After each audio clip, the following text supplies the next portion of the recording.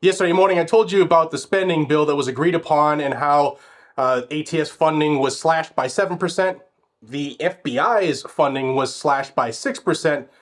They got rid of the VA's gun ban, but they also reauthorized the Undetectable Firearms Act of 1988.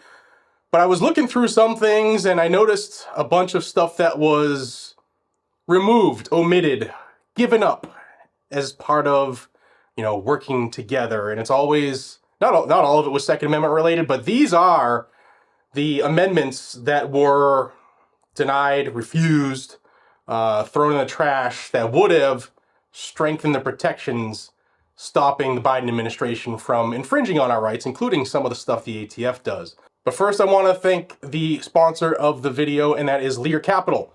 Guys, check out this report that I have been talking about the last couple of weeks. It's called $3,200 Gold. It's very, very interesting. It explains the correlation between our rising debt and the rising price of gold. It's no secret that our government is going to keep printing money. There's no stopping it anytime soon. If you believe that, just like I really do, then I encourage you to call now and get the free report to understand how rising debt means rising gold.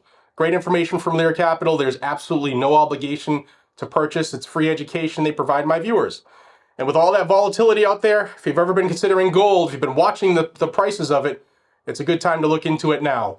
Many of you have made purchases. I've invested in myself, and I've been talking with some of my friends, and we're going to get back on that train here really quick. Call 1-800-260-5075. Again, that's 1-800-260-5075, or head over to leargg.com. All right. I also want to thank Blackout Coffee, because this has been keeping me alive the last few days. I'm on the back nine now. I'm getting better. I'm just starting to clear out. Last couple nights were rough, but this stuff has been keeping me going. Save 10% with my code GNG10.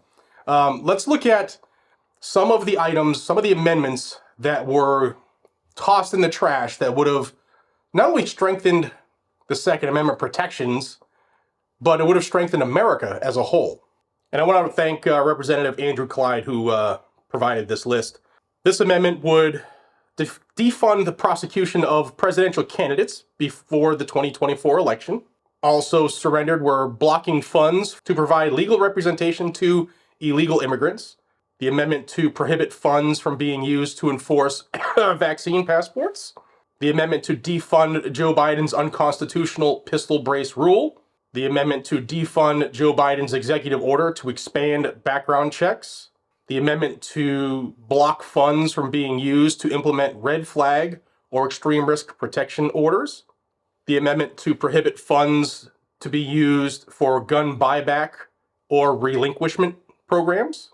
The amendment to prohibit funds from being used to create or maintain an unconstitutional federal firearms registry, an amendment to defund the ATF's unconstitutional universal background check rule. This is one for motorheads out there, people who love cars like myself. The amendment to prohibit funds from being used to enforce Joe Biden's de facto EV electric vehicle mandate. Long live the Hemi engine. The amendment to prohibit funds from being used to restrict Americans' use of firearms on quote-unquote federal lands. Again, for those who love internal combustion engines, the amendment to block California's woke EV mandate, and then the amendment to defund sanctuary cities. Now, there were a lot more that Representative Clyde listed on his Twitter. Check it out. There's more on there. But this goes to show a lot of us who are like, hey, they said they were going to try to, defund these line items. They actually did, except they weren't having it. The majority wasn't having it, especially all those Democrats who are paid handsomely by all the groups who want those things to exist. They've worked very, very hard over the last 30 to 40 years to get these things where they are right now, where they have a president who's willing to do whatever he has to do and install whoever in the White House and work hand in hand with whatever unconstitutional group that wants to take away our civil right.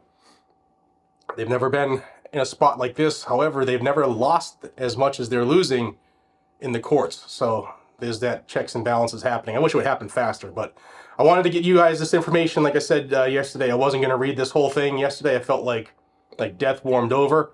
But some good things were in there, but they were tossed in the trash bin. What do y'all think? Let me know down below. Guys and gals, subscribe to the channel if you haven't already. YouTube's playing that funky game. Check your subscription and check out our new podcast, Liberty Lounge. I'll have links down below. We just had MMA UFC great Travis Brown on there, talking about all things from firearms and family to his farm and stuff like that, Wagyu beef. Guys and gals, I appreciate y'all. I really do. Thank you for standing by me. Thank you for making my children's lives better. And I hope you have a phenomenal day. Top of the morning to you. Be safe, stay vigilant, and carry a gun to keep you, your friends, your family, your community safe. Today is Super Tuesday. If you're one of those states, you live in one of those states that have an election today, get after it. Brandon Herrera's up for election today in Texas, in the San Antonio area. Texas, I think it's District 23 or whatever it is, but civic duty today. BlackoutCoffee.com/GNG is getting me through it. Take care, y'all.